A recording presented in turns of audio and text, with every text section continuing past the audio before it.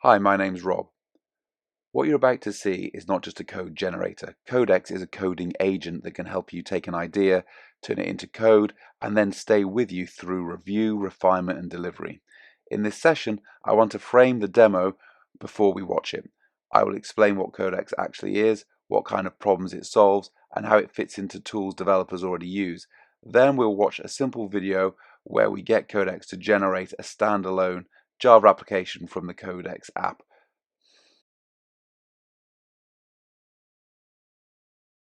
At a high level, Codex is OpenAI's coding agent for software development.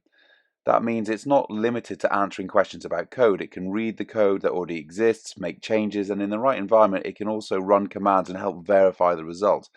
You can use it in several ways. There is a standalone desktop app, which is what we're using in this demo. There is an IDE extension for tools like Visual Studio Code and similar editors, and there's also a CLI if you prefer to work directly in the terminal. The important point is that it's the same core agent showing up in different places in the workflow. The easiest way to think about Codex is as a friction reducer. First, it helps with slow starts. If you know what you want but you do not know where to begin from a blank file, Codex can get you moving. Second, it helps you understand code that you did not write. Third, it speeds up repetitive work such as refactors, tests, and boilerplate. And fourth, it supports safer iteration because you can inspect diffs, keep changes isolated, and refine the results step by step. So the real benefit is not only speed, it is speed with review, context, and control. Now here's the basic Codex loop you'll see in the demo. First we ask Codex for the outcome we want, then review it, what it creates, just like we would review code from another developer. Next we refine it by asking for changes, fixes, tests, or explanations, and finally we accept only the work we're comfortable with keeping. Okay, on to the demo. So we're going to show how to download the Codex app and then use natural language to create a very simple demonstration that only starts to scratch the surface of what Codex is capable of doing. The Codex app is easy to install. I'm on a Mac. I can just type Codex into Google. It takes me to the page, and then I can just select the download for Mac OS button and install it as a regular app. Of course, if I was on a Windows system, it would be a Windows installer. Once installed, I can just run it, and it provides me with the Codex application. And from here, I can just type in the project I want to start on. So I'm just going to put Java app, and that becomes visible on the left-hand panel. So it's going to work, and it's going to create up a workspace for me where I can start to develop my Java app. Of course, it didn't have to be Java. It could be any kind of programming platform, but I'm going to use Java for this example. So it's showing me the workspace that's been created under user Rob Documents Codex Java app. I just want to create a simple Java method that adds two numbers together and provides me with the output as a starting just test example. So all I need to do is I just use natural language in the prompt.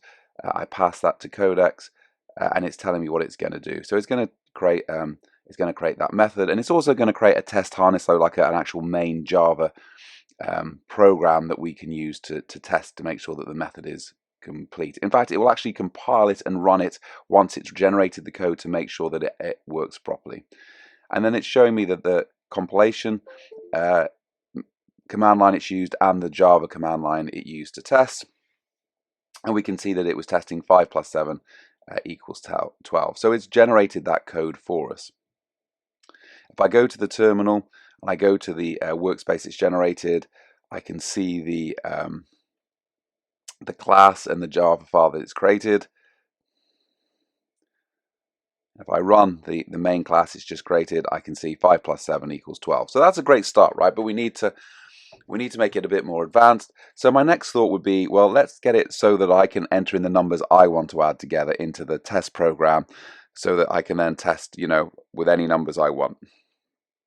And what Codex will do is it will then make changes to the source code that it's generated to make those changes possible. And it will also show within the source files the lines that have changed, the lines that it's added, and it's showing us there plus 16 lines added, minus 2 lines taken away.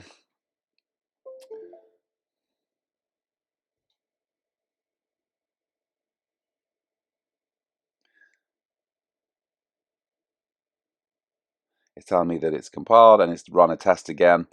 With this time, it's run the command line with Java main and then passed in 9 and 14. Of course, I can test this myself with my own numbers, and I can see that it works as expected. So now the next natural step would be to add additional functions. So I can review the code, I can see what it's removed, I can see the code that it's put in, and I could expand that out into a separate window to review it if I wanted to. So now I'm going to ask Codex to add other operations such as subtract, multiply, and divide to that program. Again, all using just natural language.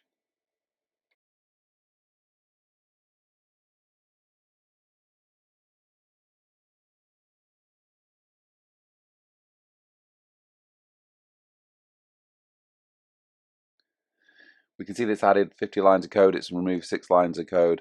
Again, it's going to compile what it's created, it's going to run it to make sure that it works as expected.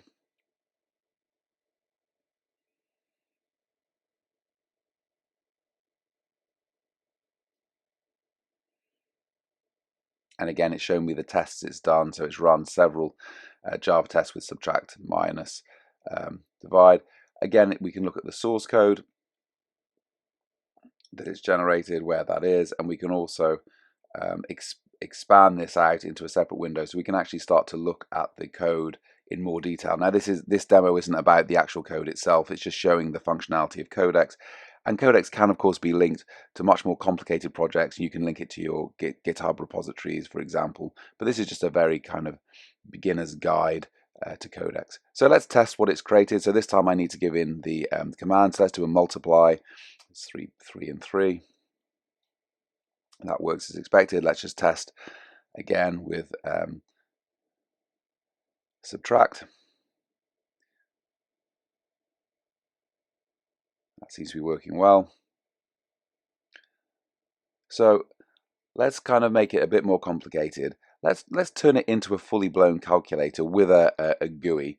And what Codex will do is it's going to, because it's in Java, it's going to use a Java swing to create a calculator app for us. So this is where it's kind of really showing the power of Codex. Within literally a minute, we were able to kind of start to play around with it, and now we're actually building useful applications. Obviously this is much more complicated, there's many more lines of code that have got to be added. We can see those lines of code going up, and we can see it's making changes to that particular file. For much more complicated projects, of course, it would be generating multiple files, but this is just I've asked for a simple application just to show the benefits. But we can see the code that's been generated.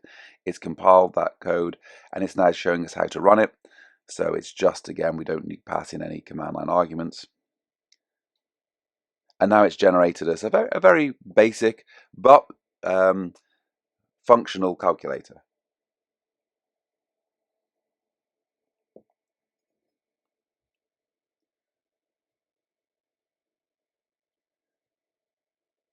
So for the final part of the demo, it'd be nice to make it look slightly better. So we're kind of happy with the application, but it'd be nice if we could improve the graphics, maybe make the display look like kind of LED segments, and maybe improve the look of the buttons in the actual application. So again, we just type this in natural language.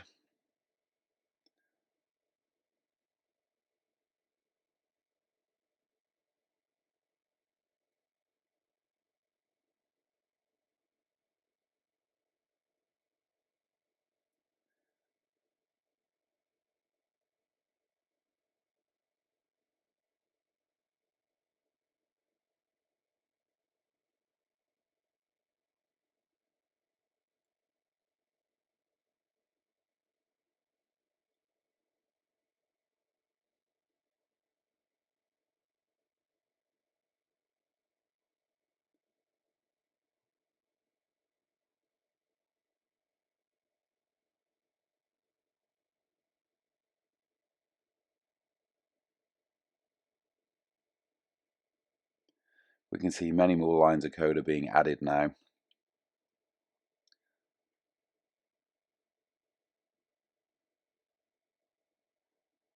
And again, we could pull out the main class and we could review this and have a look at, all of the code that's been removed, the code that's been added to make this functional.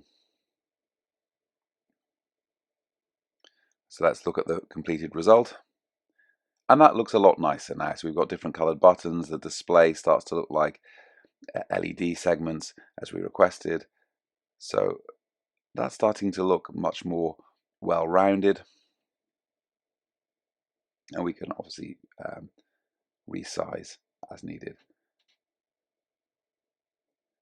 So to complete the demo, to finish it, the last action would be to try and make the calculator more functional and maybe add some basic scientific functions that you would see on a standard scientific calculator.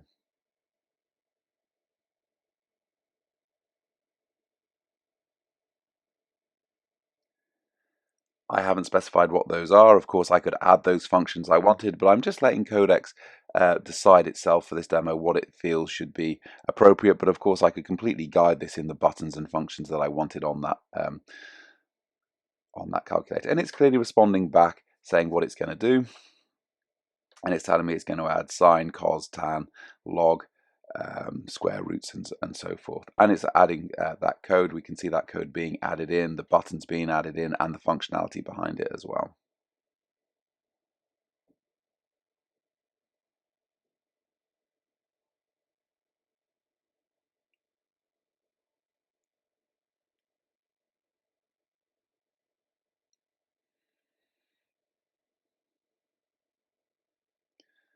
It compiles it to make sure it runs. It shows us the command line, so let's run that again for ourselves to make sure that it's working as expected. And we can see that it's added in those scientific buttons for us. Well, let's give them a bit of a test.